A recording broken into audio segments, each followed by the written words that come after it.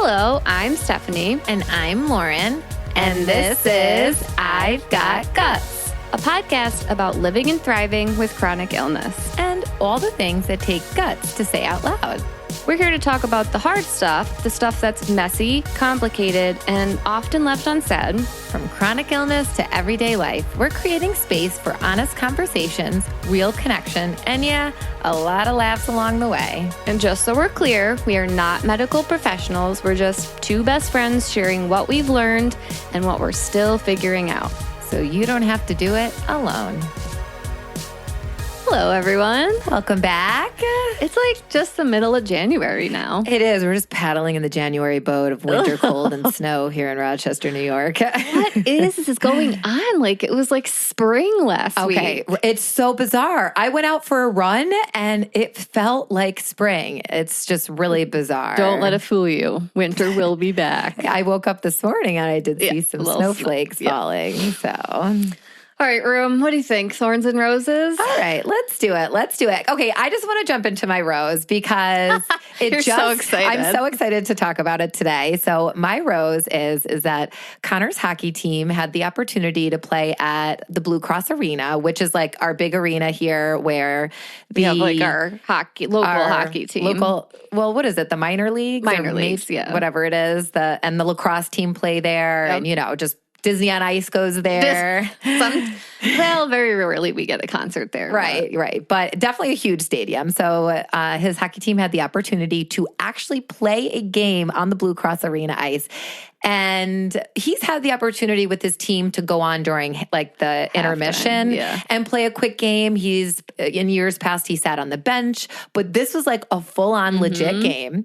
So we get there at 1:00 and it's totally empty. It's just both teams and then the friends and family coming to watch. So cool, but a little eerie. Yeah, we walked it's a huge arena. It's almost like, I don't know, I'm like, this is a little spooky. So we went and what a cool experience. They got to go in the locker room. Yep. They had little tags like on the locker for them that said like Connor O'Reilly 7. That's so cute. Puck drops at 2. Like so cute. Wait, his number is 7? His number is 7. Yes. His number was always 10. That was his normal number. But when he moved up to this team, there was already a number 10. So we had to switch numbers. And so we ended up picking 7. I forget the reason. I think it's a New York Ranger player.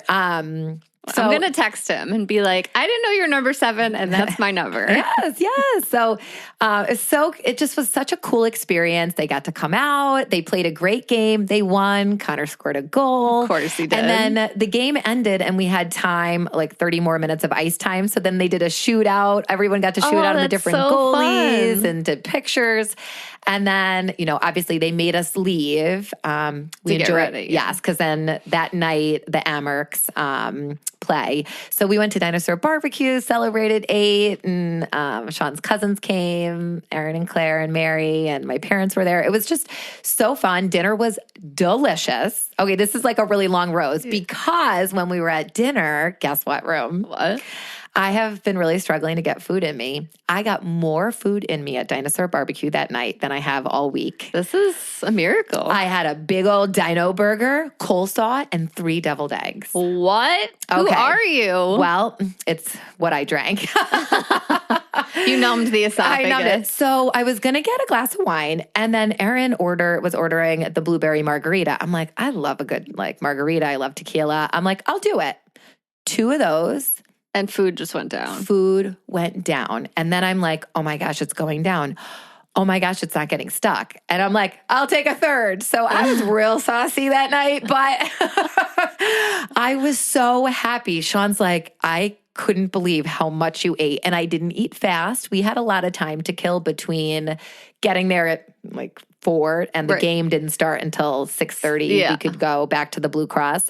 So I took my time. It felt so good to feel full. Yeah. It felt so good to eat and enjoy and not have it get stuck or feel stressed. So tequila, You're my friend. You're my friend. So I go, do I start doing shots of tequila before I eat? Hey, if it helps. Hey, right? And then we went back and, we watched the Amherst game. Which was so much fun. Such a fun Friday night. So that was my very long-winded, very fun rose. I love it. Yeah. What was yours? My rose is, we did have our egg retrieval. Yes, you did. Tell us about it. It was a long day. We had to get to the clinic at like 6 o'clock in the morning because Anthony's procedure was like right at 6:30. Mine wasn't until 10:30. So long day, but we got 9 eggs. Amazing. Yes. And out of those 9 eggs, 6 of them were mature and 4 were able to be fertilized. For the first time, we pushed our embryos till day 5. I feel like I want to be like, I know. So I know everybody's dying for an update. We do not have one yet. They give it till day 7 because sometimes if it's a little bit slower, they just want to make sure all of the embryos they have gotten to the point where they're ready to be frozen. So we might not get the update until tomorrow or Tuesday, which is really painful and brutal. Oh my gosh. But it's just knowing that there's, like, if nothing has made it, we would have gotten a call by now. So right. So somebody's made it. Someone's made it. It's just like this overwhelming feeling. And, And this is different for you because this is the first time you're pushing to day 5. Yes. All the other retrievals, you were day 3. Yeah. So we have 9 day 3 embryos frozen. So these will be our first day 5 embryos, which really are like the gold standard of IVF. Right. And, because Anthony and I both had procedures, we had to spend the week recovering at home. And it's rare that you get a week of like 0 responsibilities, you know what I mean? So it was kind of nice for us. I know the one day I'm like, what are you guys doing over there? We just like caught up on TV shows. Yeah. We cooked some nice meals together. And recovery was rough for me again. And nobody wants that, but this is like kind of what we talk about. This is my body. My body takes longer to heal than other people's bodies.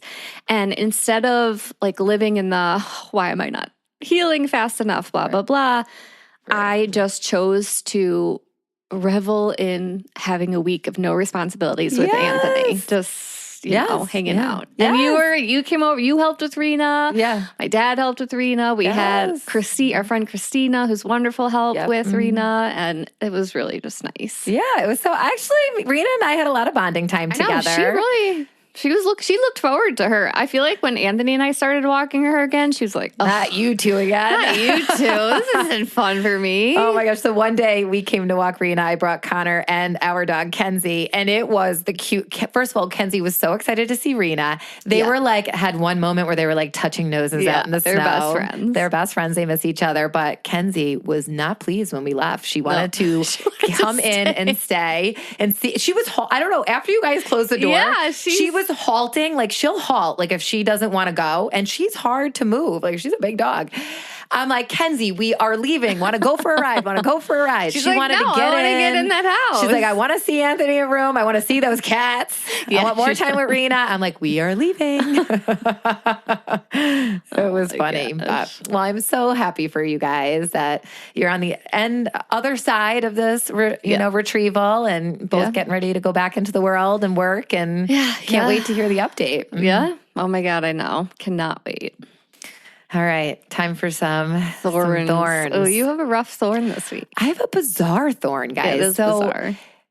I have Raynaud's, right, which is an autoimmune condition. I've had it, I don't even know when I got diagnosed with Raynaud's.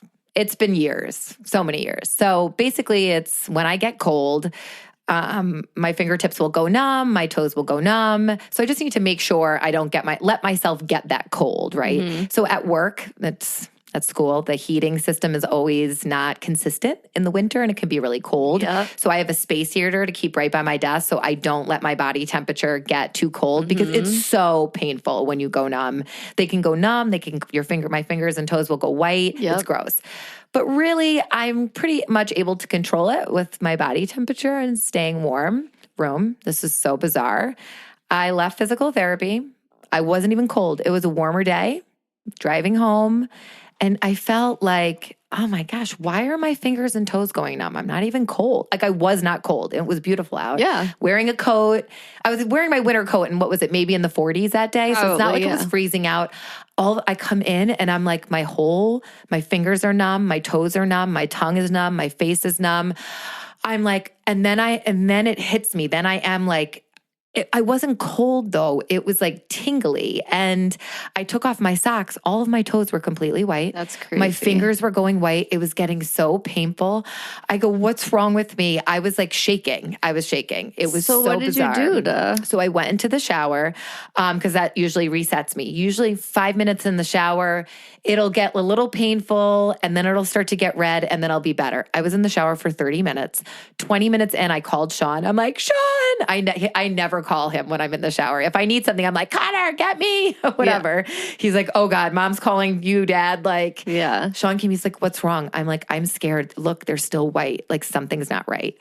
And he's like, I'm like, go and set up the heated blanket on the couch, set up my heating pad, get it all hot. So I'm going to like finish up. I'm going to give it 10 more minutes and then I'm going to get warm and then I'm going to go to the couch. Right.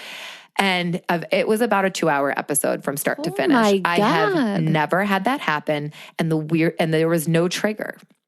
Like it was just so bizarre. And then since then, I have had like 2 more episodes and I don't know what's going on. It's really bizarre. To the doctor. Like I went to go out for a run and it started happening when I was running. I'm like, oh no. And I never turn around when I'm running. I turned around. I'm like, I'm not doing this. It was too cold, too windy. And my feet started going numb. I was like, and it was painful to run. My God. So something is just like weird. I don't know. So we'll see. Stay tuned. I'm going to give it a couple more days. I was going to say, I wouldn't give it longer than a couple more days. No, a couple more days and see how this week goes. And then I might touch base with my doctor. Oh, so that was a zingy thorn, a little pointy. Numb thorn. What was your thorn? Oh, my thorn is going to get me real fired off. Oh, no. So we started this podcast, Anthony and I were already in the midst of our fertility journey. Right. And sharing our fertility journey just felt kind of like an extension of this podcast, right? This podcast is about sharing hard things with people, things that may be uncomfortable to talk about, but it's meaningful, right? Yes. So I wanted to do it, because I know watching other people share their story has helped me. Right. So I figured if I could help other people, why not? Because everybody's story is a little different. And who will be able to relate to my story? Could I help someone? So that's why we made the decision to start sharing. So this past week, Anthony's been talking about how he wants to come on and talk about how his male infertility has played a role in our infertility in general. Because everybody always thinks it's the woman's fault, and I'm sure a lot of people look at Anthony and I with our age difference and they're like, oh, well, Anthony's not the problem, Steph's 42, that's the Anthony's issue. Younger, right. But it turns out that we are about 50-50 right. in the issue of why we can't get pregnant. And he did not want me to carry that burden by myself. He wanted to come on and he wanted to educate. And so he did a video on my Instagram. Right. Because my Instagram is where we share our story. And he was just very honest. He talked about what his experience was, what was wrong with them. And then he just ended it with if you want to start a family, go get checked out. Yeah. Know what your chances are before jumping into it. Because trying to have a baby unsuccessfully for so long, it's heartbreaking. Yeah. And so that video was up for about a day, and Anthony got a call from someone in his family saying that they were upset about the video. Okay, and it's what were they possibly upset about? I couldn't even comprehend. What could you be upset about? He's sharing factual information about your life, about his life. Yeah. That's it. What's to be upset about? I think of maybe our parents' generation or grandparents' generation where it was we don't talk about anything. I was telling you, when I was a kid, you didn't ask someone who they voted for. That was taboo to even ask. So there's all these rules. There's all these rules. You keep your life private, and we're doing the opposite of that. Right. Also, maybe there's a big misunderstanding of if you're not getting pregnant, maybe you're not trying hard enough. Right. Or it's got to be the woman's fault. Right. These are all preconceived notions. These are thought patterns that people have around you and that they're trying to project on you too. Right. And just like I literally commented under Anthony's video, I'm like, I'm going to come at you with a quote here. Other people's opinions of you are none of your business. So people, keep it to yourself. Their statement is exactly why we're sharing our story, to stop this misinformation, to educate people about what IVF is and why we do it. Right. And you know what, Room? I think I've had people in my life, in my family, make comments just about our podcast, like, why are you guys sharing all of this stuff? Yeah. Why? I'm like, you know what? Here's the thing. You don't get it. You don't get this community of chronically ill people. Not. Like, we need each other. We need this community. We need voices like ours. And we need to hear and support each other, right? Yeah. That's why we're doing it. Like, I'm sorry that we've grown above. I'm sorry your that Anthony made you uncomfortable because he said the word testicle on an Instagram video, but it's the reality of life. And it's a part of your body. Well, not our body, but yes. his. And you know what? When I step away from it, Anthony's so brave. Not many men would come on to talk about that. And I feel like I could see someone that's closed-minded be like, oh, he's less of a man because he said that. He's sharing. I actually think this makes him more of a man than half the men out there because he is supporting his wife. He's sharing his part in things like... don't get me started. Yes. Well, and here's the other thing too. And this is great for any situation where when you have someone give you their opinion, right? And it is negative. It is shaming you. It is making you feel uncomfortable. Really, it has nothing to do with you. And it has everything to do with that person and their own insecurities and their own issues that they're projecting on you. Yeah. And turns out many people don't work through their shit like we do and decide to project it onto us. And it's our job. And I think Anthony did a beautiful job. I know he did like a follow-up kind of just response to that on social media. And I think it was necessary. And I think it was very grounding in just your decision to share authentically. And if you have a problem with it, then get out. Then stop tuning in because this is what we're doing. And there are so many people that both of you are impacting and helping. I can't tell you the amount of listeners that have made comments about just our thorns and roses and us sharing our lives and how that has helped them, you know, and given them knowledge that maybe they didn't know about fertility or other things. I had women reach out to me that I haven't talked to in years. Say, thank you for sharing this. This is why we went through infertility. My husband was the issue. At least 7 women. Right. Yeah. And I do have to say, like, I'm talking right now about the negative and the people who don't support us, but I do want to throw a thank you out there because... man, this week I felt the love. I had people, it's like the people you would never expect. And the text messages we got, like, let us bring you dinner. Can we come walk Reno? What can we do for you? I'm here for you. Like, we feel so much love and support. So, like, I'm not going to let these one or two people who can't find it in their heart to support us bring us down because we are surrounded by so much love in this journey. And I know that our baby has so many people out there who love them already. So if you can't support us, then like I said, you can take a pocketbook full of rocks to the face. Tony's pocketbook. For those of you who do support us, you have no idea. There will never be enough words for how much it means to us. Never. You'll never know how much it means to us. But here's the thing. We already do know because we feel it, Rome. We feel it. When I pop over, every time I come over, I see it. I feel it, you know? And you just said babies. Oh. You just said plural. So I just started casting a little twin vibe here. Okay. Just want to throw that out there. Thank you for always knowing how to pull me out of tears and make me laugh. Always. Well, we love you guys so much. And, you know, we get real fierce. I get fierce and people who love you get fierce when the support isn't there. But you're right. You guys are surrounded by so much love. And I know everybody is like on the edge of their seats waiting to hear the news. So we'll do a social media update. Oh, yes, we will. As soon as you have the answers about these cute little embryos that could. Yep. All right. Before we jump into today's episode, we want to thank our partner, Cozy Earth. Once you own one thing from Cozy Earth, you suddenly want everything. The sheets are unreal. The towels feel like a spa. The loungewear is basically a lifestyle. Everything is cozy, elevated, and consistently luxurious, and it truly lives up to the hype.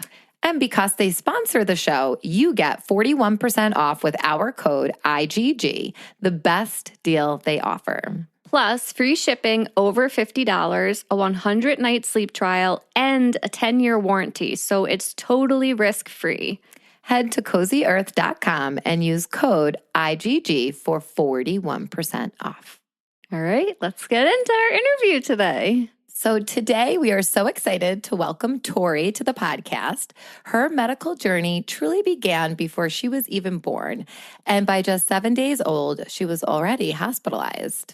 After spending years feeling sick without clear answers, Tori was finally diagnosed with cystic fibrosis in her 20s, a moment that brought both relief and a whole new layer of complexity. Alongside navigating her own health, Tori is also raising 2 children, both with their own medical challenges. And she shares honestly about what it looks like to carry all of that at once, the love, the exhaustion, and the resilience. Many of you may also recognize Tori from TikTok at Tori Tries It, where she's built a powerful, supportive community by sharing the real, unfiltered side of life with chronic illness. And you might have seen her on The Weakest Link, The Perfect Line, which she also won, and even The Drew Barrymore Show, moments that really reflect her humor, strength, and presence. Tori's story is one of perseverance, honesty, and showing up even when things are hard. We're so honored to have her here today. Tori, thank you so much for being with us. Thank y'all so much for having me. Oh my gosh, that was crazy. Hearing it from somebody else seems like, wow, I really did that. That's crazy. Yeah, you really did. Yes, you're amazing. And we're so thrilled to have you here with us.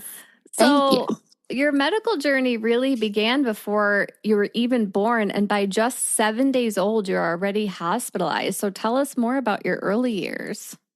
Yeah, so my mom and dad were older when they had me. And when my mom was pregnant with me, they actually told her that I would be sick. One of her genetic tests came back positive, and they actually tried to tell her that she needed to get rid of me. Oh, no. And she refused to do that. Sometimes I'm like, Mom, really? You're gonna save me a lot of trouble here. But no, I'm just kidding. But yeah, so I grew up in a very small town, and I was the only sick one out of my siblings. So my mom was not only handed this complex child, but one in a small town with no specialists. Mm-hmm. And so we went all over the place. She tried. My medical record just for my pediatric, like 0 to 10, is 1,000 pages front and back. Oh my God. I had, before I was 12 years old, I had 7 sets of tubes. I'd already had a couple sinus surgeries. And before I was 18, I had 27 sinus surgeries. Oh my God. It's Before I was wild. 18. Like, that's insane. That's a more lot than a of surgery surgeries a year. Right. I was literally a kid. And they just refused to try to figure out what's wrong with me. And the doctor finally was like, you know what? I don't think I can help you. I think you need to go to a specialist. I was like, wow, you really think so? Go figure, dude. Yeah. So she would just beg them to figure out what's wrong, but instead they just kept throwing antibiotics, doing surgeries, things like that. And I was told so many times that I was faking it for attention, to not have to go to school, that there was no way I was as sick as I said I was. And I mean, I'm not gonna lie, sometimes I could, embellish a little bit, but I was sick. I just, Right. Well, why not, Yeah. It makes sense. Right.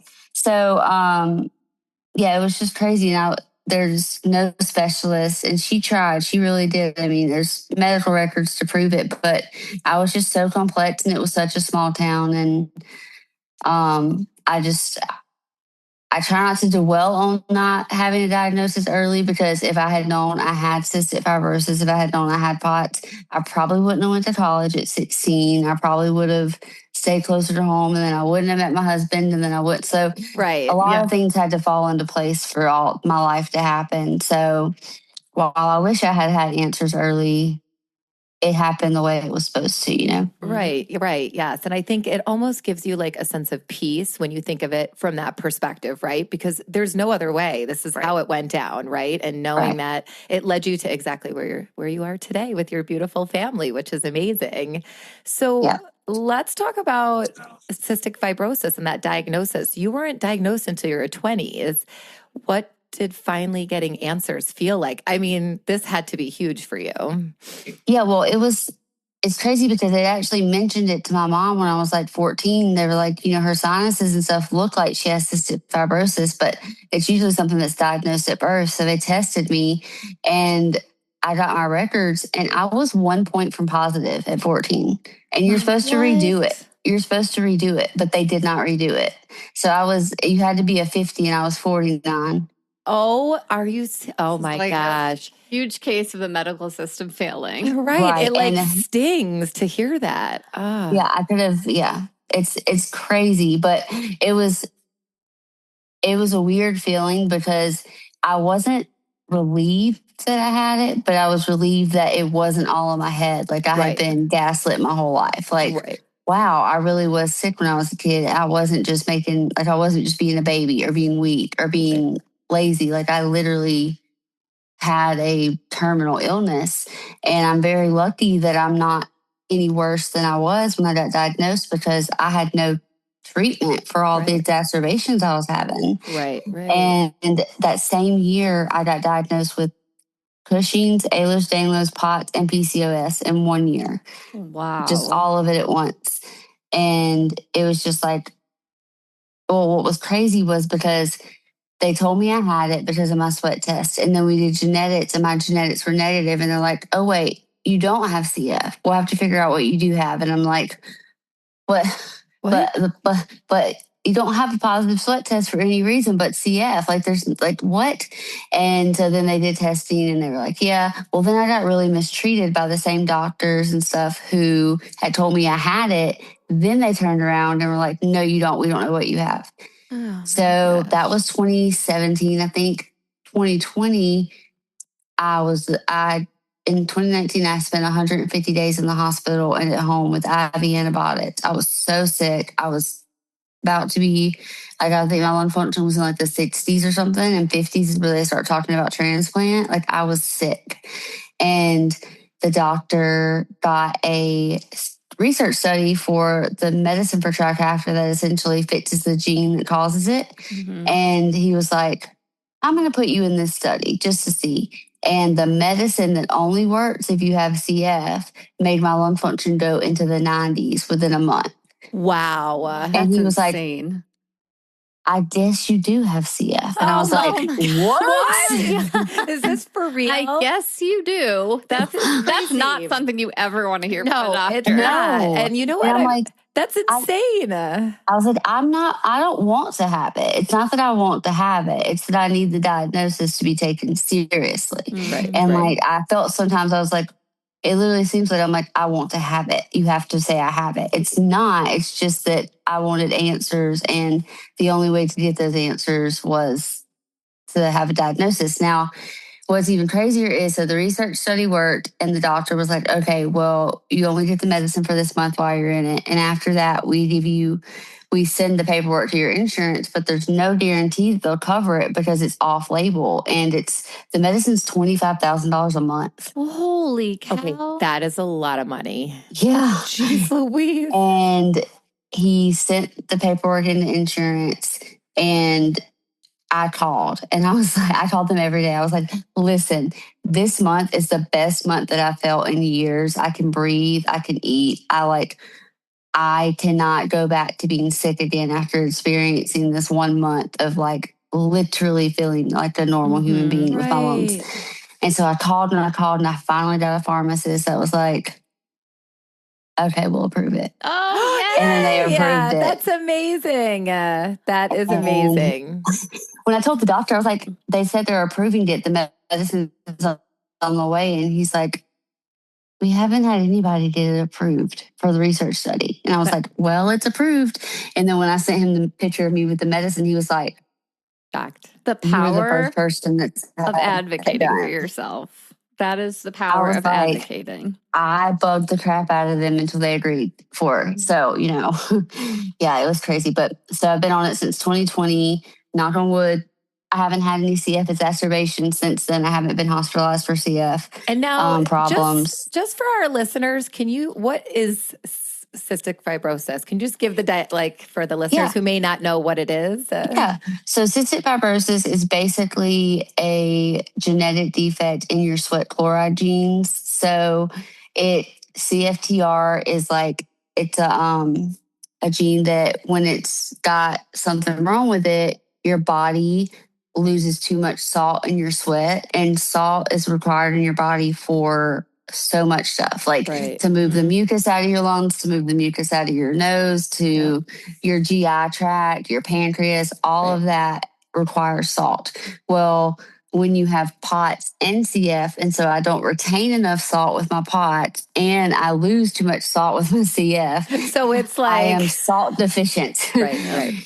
And usually it was a childhood disease that you passed away with before, the medical, how far we've come in the medical community with treatments and stuff. There's no cure, but Trikafta is about as close to that as you can get. And as long as you take it, it works. But if you stop taking it, then you just go all over. But yeah, it's a genetic condition, usually diagnosed at birth.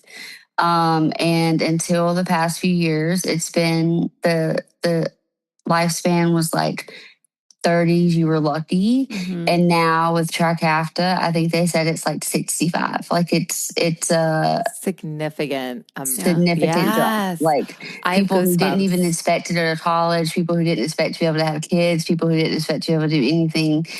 It's kind of hard on that aspect too, though, because they didn't plan that far ahead. They didn't plan their life to expect to be able to do this. So then you're left with this like, oh my God, like, what do I do now? I didn't expect this. Right. That's wild. That's so wild. So happy for you that you got these meds and all of that. So then you were diagnosed with all of those other, within the same year you got diagnosed with cystic fibrosis. That had to be a lot emotionally and mentally. Yeah. Oh, it was, but I was just so relieved because like with POTS, I remember being a kid and I couldn't do PE and my PE coach hated me. It's the only class I ever failed was PE. And I was like, I can't run. I can't do this. I can't, you have no reason not to. Well, I did, but I didn't know that. And the funny thing is, I would crave this stuff called pickle salt when I was a kid, and my mom wouldn't let me have it because it was bad for your teeth. It was just straight salt with pickle flavoring.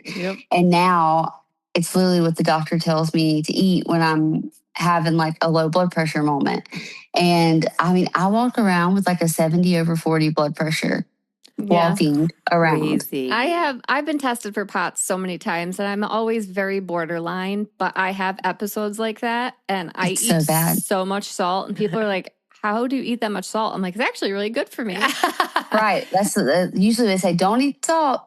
That's bad for your blood pressure. But now it's like, no, eat handfuls of it on everything. Right. Yeah. And look, your body was craving it, right? When you were for CF and for POTS. Yeah. And but yeah, it was relieving on one end of the spectrum, but it also was hard because I have dealt with my family and teachers and stuff not believing me my whole life. And so then they were like, do you really have all this stuff? Like, there's no way one person can be that sick. And so I still deal with that even after brain surgeries and spinal cord surgeries and MRIs. And like, I have it all on paper, but it doesn't matter. And, you would think people think you get a diagnosis and it just solves everything, but it really doesn't. It's just the first step in a very long process that really never ends. Right.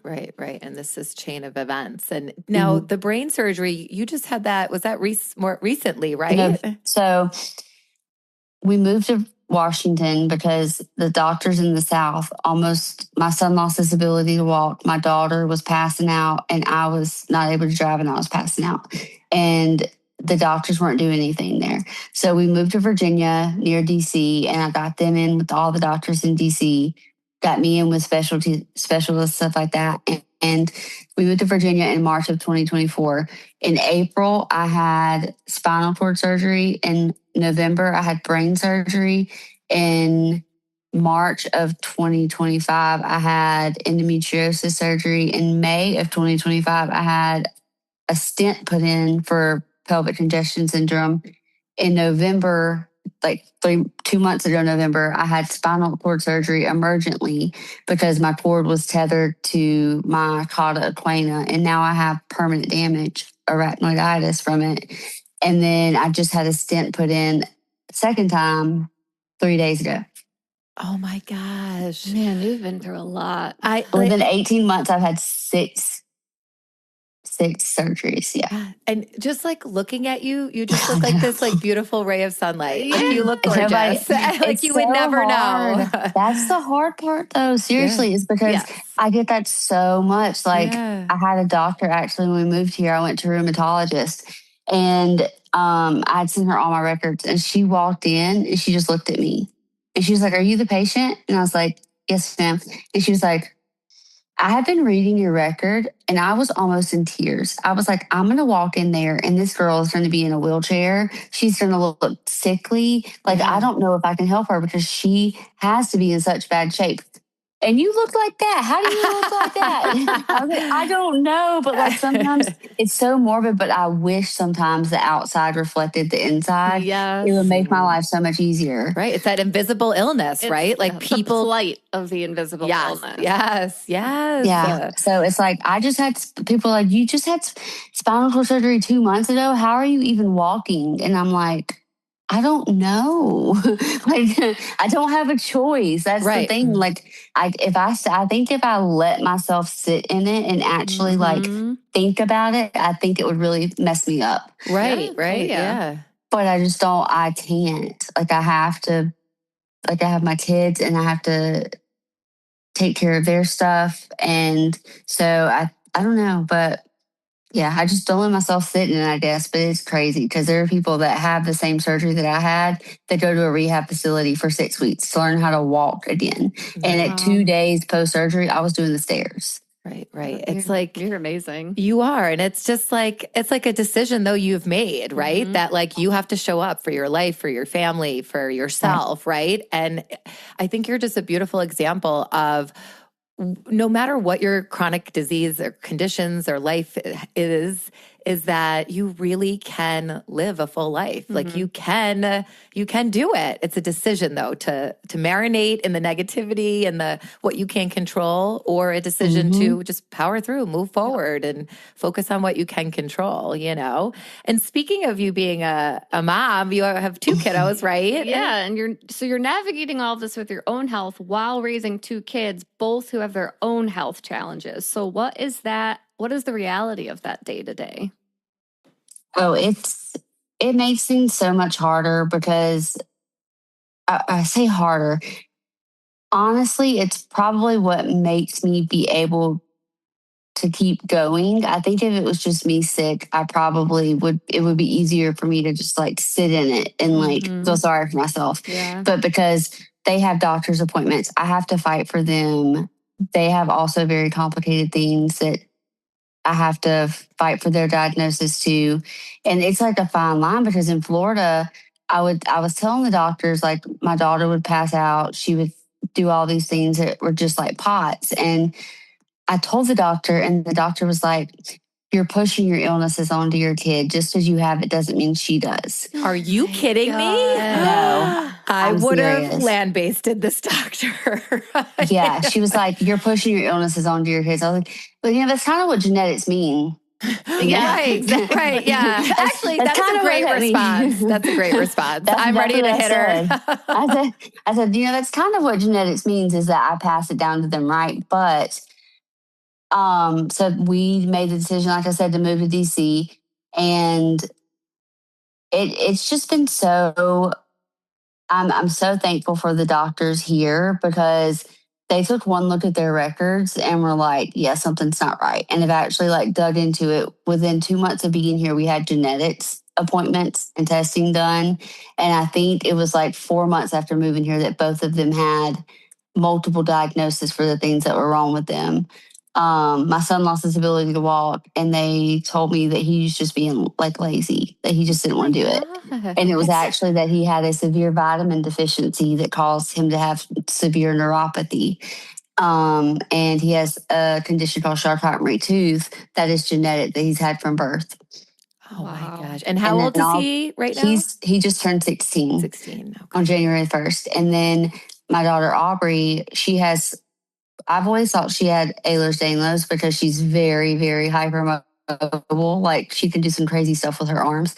And turns out when we saw genetics, they were like, no, she has something worse than Ehlers-Danlos. Like hers is severe, and she has no nose cartilage. So she's always had like a little pug nose ever since she was a baby.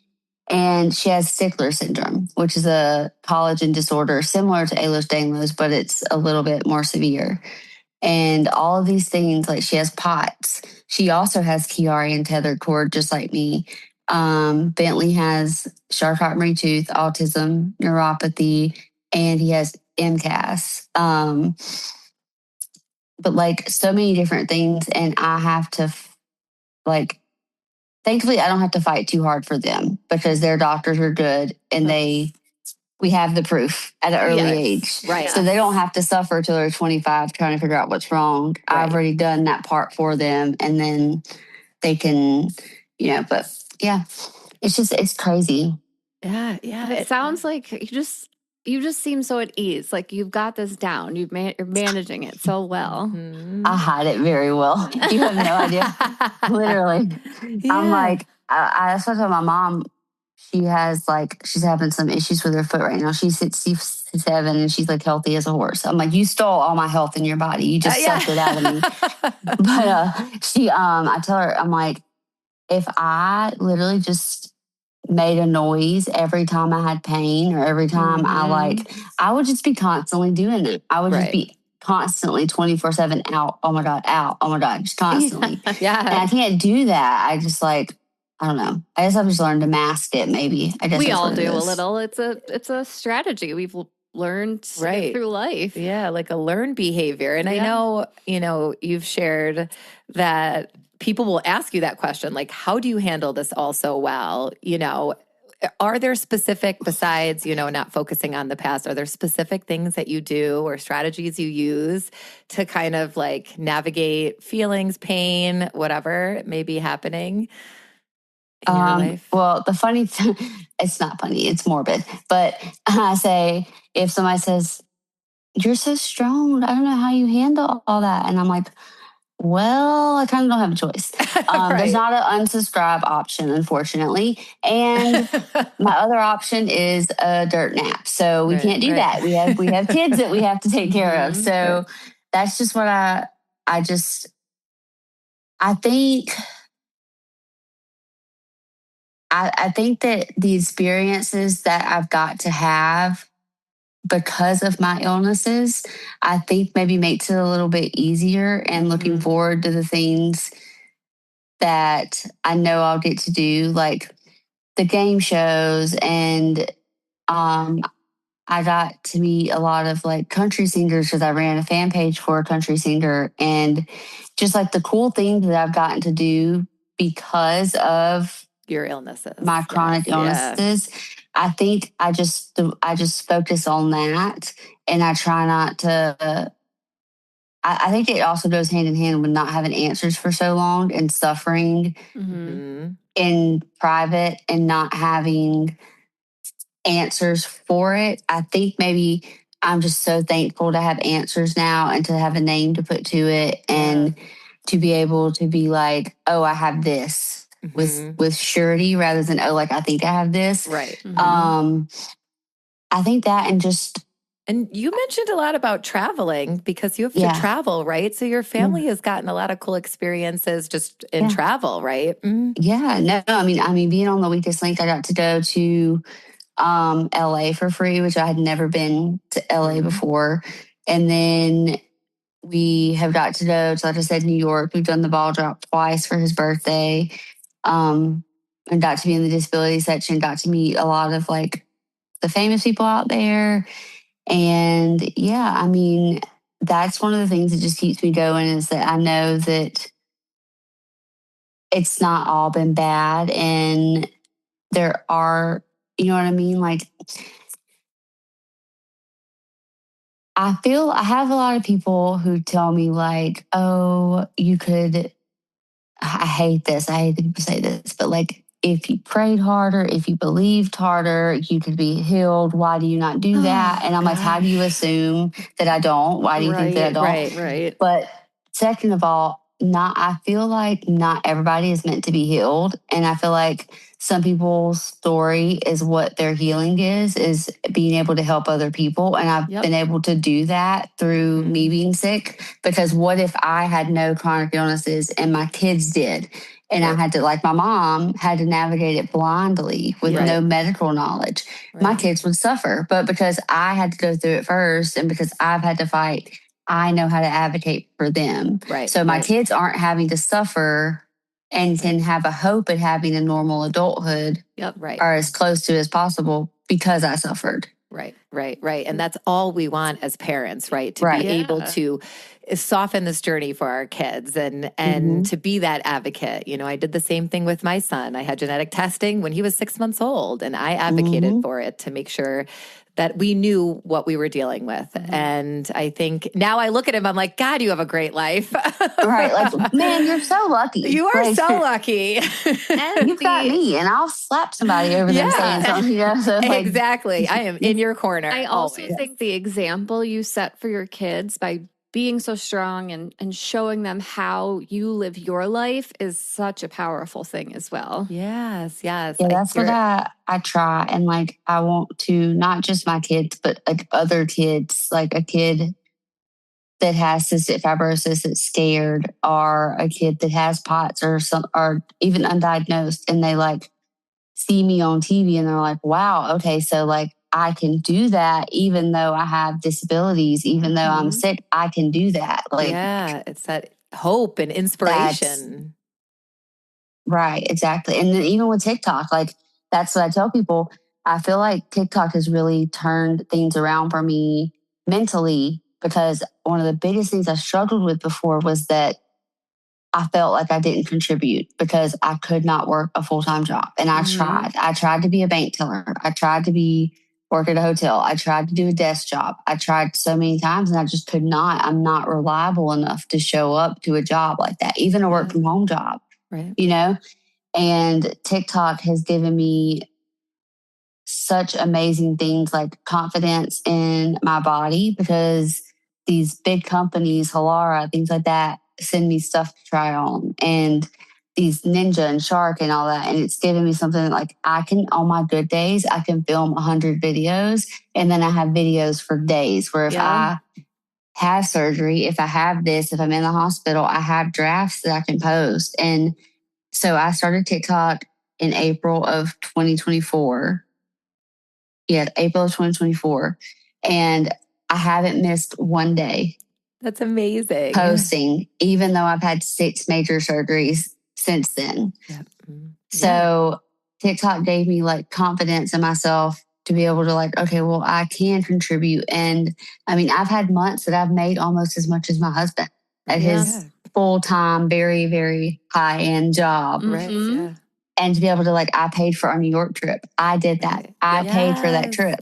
And that I've never been able to say that before. Yeah, it's a good feeling. So I all the time see chronic illness creators, and they're like, oh, I wish I could do this. And I'm like, you absolutely can. And I'm not like the toxic positivity, like you can do it. You just have to know. But like, power through. It is possible. And it is possible to do on a reduced scale where you don't have to show up every day. Right. You just got to be smart about it. Right. You have to be smart. You have to work smarter, not harder. That is something I think we both learned. I'm like, I can do all of these things if I do it in a way that's smart. And I don't overdo myself. Right. And utilize my time correctly. And it's almost just like a different perspective, and then a decision that you've made about it. Like, I'm going to do this. How can I make this work? You know? It is. Yeah. So you keep talking about like how you were on The Weakest Link and The Perfect Line, which you won, and you were featured on the Drew Barrymore Show. So what did those moments really represent for you? Oh my gosh. It was, so The Weakest Link, it's a sore spot because I've loved that show since I was a kid, and I can sit at home and get every question right. But it's so much different when you're underneath those spotlights. Oh my God. All the pressure, everybody's staring at you. And Jane Lynch is like staring into your soul. Oh God, I would have a heart attack. And there's a timer above her head that's telling you you're wasting time. Like literally, it was the scariest. That was insane. And going out on the second round, at least I didn't go out first. You know, I was happy not to go out first. There we go. But I went out on a stupid question, and then it's a very mistake to look at your name on Twitter afterwards because the question was about football, and I know about basketball, and I'm not a sports person. I only like sports because Travis Kelce and Taylor Swift. But like, it was like, what basketball tournament is held in the month it's named after? Well, my friend, who's a country singer, had just done a basketball Friday something in October. And so I said, October Madness. Oh, March Madness. Right after you said it, you're probably like, oh man. No. Yeah. So I went out. That was it sucked. But then I got my redemption on the perfect line and I played a perfect game. And that was I literally like melted into the floor. I was in shock. It's so funny because they pan to me a lot because I have facial expressions. They said I had great facial expressions. And the moment that I realized that I was going to the end because the dude didn't get enough points, they literally pan over to me and I'm sitting there like this. I would have been too. And they're like, are you okay? And I'm like, no, I'm going to pass out. I need a chair. But no, it was great. And it just really, I got to tell a little bit of my story about being sick and, going to college early and all of that. And it was just so amazing. And that money, like once again, that was $7,000 that I made, that I got. Yeah. And I've just never been able to do that before. So then the Drew Barrymore Show was an out-of-body experience. Seriously. I would be. My episode aired. And so my husband, we went to New York because he got me a billboard in New York in Times Square for winning the perfect line. And so we were on our way to New York and I'm like Googling myself, because my episode just aired, seeing if anybody wrote anything. And then all of a sudden I see a thing and it's like, the Drew Barrymore Show, huh? And I was looking, she's like, my face is on the screen at the Drew Barrymore Show. And I'm like, gosh, I have goosebumps. Yeah, I mean, that's amazing. My favorite movie when I was a kid was 50 First Dates. Yeah, I used to fall asleep to it, literally fall asleep to it. And I've been told all the time, my daughter looks a lot like her when she was a kid. And I've been told that whenever I was a teenager, I looked like her. And the fact that they chose out of all the clips, because there was a Drew Barrymore question in the episode, but there were 4 other people who answered, but they chose me to show on the screen. I was flipping out. I was like, that's me. Yes. And I'm like permanently on Drew Barrymore's Instagram. It is crazy. It's crazy. That's so amazing. That is so awesome. Amazing. It's just, you've been through so much to be able to have these moments, like you said. It's just so fulfilling. Mm-hmm. Yeah, it is. It's it's your proof that you can live a full life, very full, multiple chronic illnesses, crazy fun things. Yeah, I can't even believe it. Like I said, that I think that's the one thing that just makes it easier on me and lets me not dwell on the bad stuff because I've also just had so much good stuff happen that I can't be mad about it. And that's one thing that I want to say to people is that I have tons of people who tell me when I'm telling my story that I'm giving my sob story to get sympathy. And I'm like, I'm sorry that my story is sad and I'm sorry that my story invokes sympathy out of you, but it's just my story. I'm not embellishing. I'm not making things up. I'm not making it worse than it is. I am literally just telling you the things that have happened to me. Facts, literally facts. Sorry, so this makes you uncomfortable. Right. And so don't let anybody tell you that because you're telling your story that you've been through that you are trying to make somebody feel sorry for you or gain sympathy for it, because that's not true. And your story, for me, like my story is like my power. And I'm not going to not tell my story just because somebody's uncomfortable with the fact that I can go through this and not be in a bed and give up. Right. You know what? And if your story helps just one person, then isn't it all worth it? That's what we always say. Exactly. It's making that impact. And I know that our listeners are going to love this episode and love hearing from you. But before we kind of wrap up and close out, speaking of all of this, for someone listening who does feel dismissed, overwhelmed, or maybe is newly diagnosed, what do you want them to hear right now? What would you say to them right now? So I wrote this one out because I don't want to mess this up. I can ramble a little bit, but this is the important one, I feel like. Okay. So what I said was, no one knows your body better than you. No one knows your kids better than you. The doctors work for you. And if you don't like them, you have every right to find a different doctor. There's nothing wrong with questioning doctors' authority. Make sure you get everything in writing if they refuse to do tests if you have symptoms. If you feel a doctor's not working, get a second, third, fourth, whatever opinion. The earlier you can get diagnosed, the better the quality of life in most cases. And don't let people tell you that sharing your story is you asking for sympathy or trying to make them feel sorry for you, because it's not. Your story is your story and it deserves to be told if you don't give up and keep fighting. Also, if you join Facebook groups for your condition, be prepared to be gaslit by members, sometimes worse than doctors. So take everything with a grain of salt. Yes, that's mic drop. Oh, That was perfect. Get a little emotional when you were reading it. That was very powerful. So much truth. So powerful. So aligned with who we are and who our listeners are. They are going to go crazy over you. Yeah. That was perfection. I don't know. It sucks. Like I said, it does suck. And if I could choose to be healthy, I would. But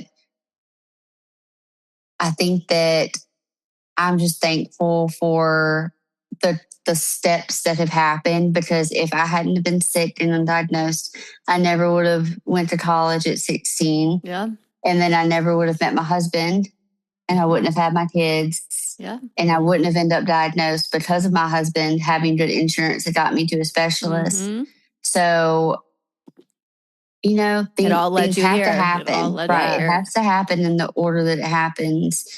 And it sucks sometimes, but the good outweighs the bad most of the time. So yes. That's a beautiful Tori, message. You have been so amazing. This was such a wonderful interview. Yes, so fun to have you on. You are literally just like a ray of light, and we so appreciate you taking the time to be here with us today. So thank you. Thank you. And we got to keep in touch. Of course. Please keep in touch with us. Yes. For sure. Thank you. Okay, before we leave you, another quick shout out to our sponsor, Cozy Earth. Treat yourself or someone you love to the softest, coziest sleep at CozyEarth.com with our exclusive code IGG at checkout. And are you loving the podcast? The best way to show it is by leaving a 5-star rating and a few kind words. It helps us to keep growing and reaching others who need to hear that they're not alone. And be sure to join our email list. The link to sign up is in the show notes or in our bio on any of our social media platforms. Being a part of our email list is the best way to stay up to date on new episodes, special guests, recipes, book recs, and so much more. You can also connect with us anytime on Instagram, YouTube, TikTok, or Facebook. Just search I've Got Guts Podcast or email us directly at I'veGotGutsPodcast@gmail.com. Thank you so much for being here and for being part of this community. We're so grateful for you. Keep going, keep growing, and always remember, you've got guts.